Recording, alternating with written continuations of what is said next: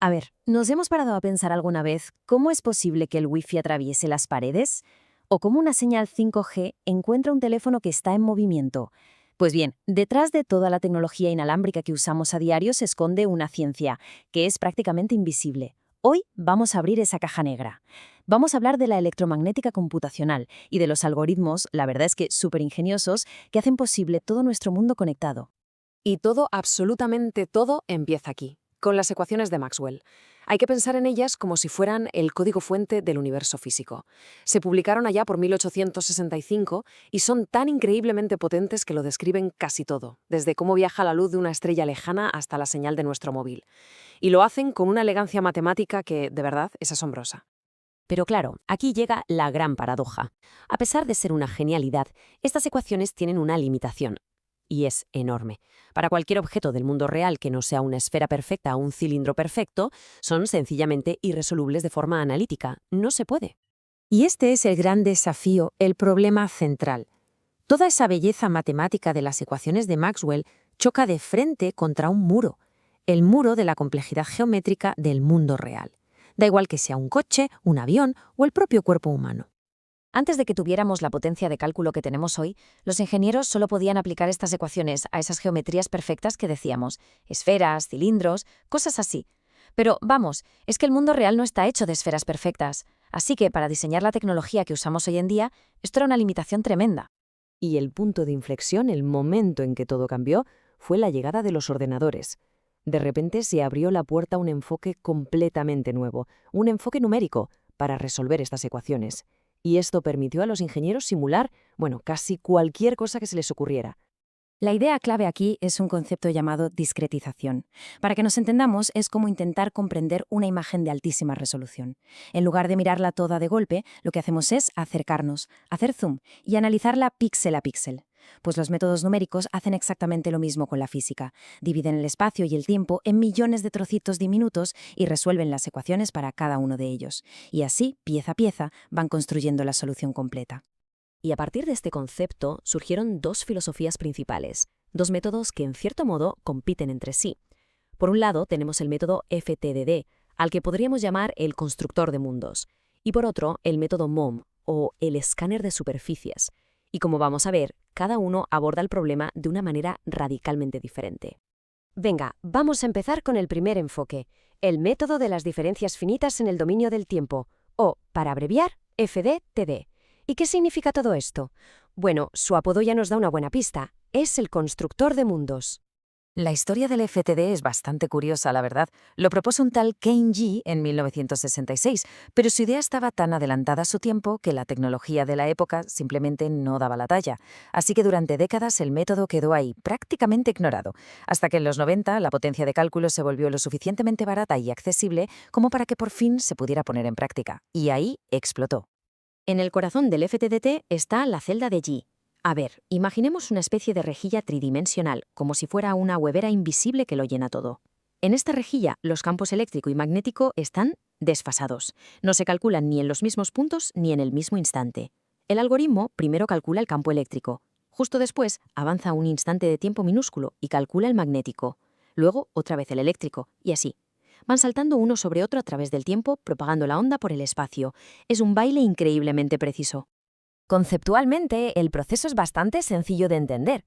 Primero se crea esa cuadrícula que envuelve todo el objeto de estudio. Después se le dice al ordenador qué material hay en cada una de esas celdas. Esto es aire, esto es metal, esto plástico, esto incluso tejido humano. Y finalmente se introduce una onda y simplemente se observa cómo se propaga a través de la cuadrícula, fotograma a fotograma. Y aquí es donde vemos la gran dualidad del FTD. Su mayor fortaleza es que puede manejar materiales increíblemente complejos, muy heterogéneos, como puede ser el cuerpo humano. Pero claro, su debilidad es que tiene que mallar y calcular todo el volumen, incluyendo hasta la última mota de aire que hay alrededor. Y eso, como es de imaginar, consume muchísima memoria y muchísimo tiempo de computación. Bien, pues pasemos ahora a nuestro segundo contendiente, el método de los momentos, o MOM. Este adopta un enfoque que es completamente diferente y en muchos casos bastante más eficiente. La filosofía del MOM es, ante todo, la eficiencia. Se pregunta, ¿para qué vamos a malgastar recursos calculando el espacio vacío si ahí no pasa nada? En lugar de eso, se centra única y exclusivamente en las superficies de los objetos metálicos, que es por donde fluyen las corrientes eléctricas. Y a partir de esas corrientes, calcula los campos que se radian al espacio. Es mucho más directo. Y esta es, sin duda, su principal ventaja. Al reducir el problema a solo las superficies conductoras, el MOM puede analizar estructuras que son eléctricamente gigantescas, pensemos en el fuselaje de un avión o el casco de un barco, con una eficiencia computacional que es, sencillamente, asombrosa. Vale, entonces tenemos dos métodos muy potentes sobre la mesa. La pregunta es obvia. ¿Cómo decide un ingeniero cuál de los dos usar? Bueno, pues la respuesta está en la naturaleza del problema que se quiera resolver. Entonces, ¿cuál es mejor? La respuesta, como casi siempre en ingeniería, es depende. Depende del problema.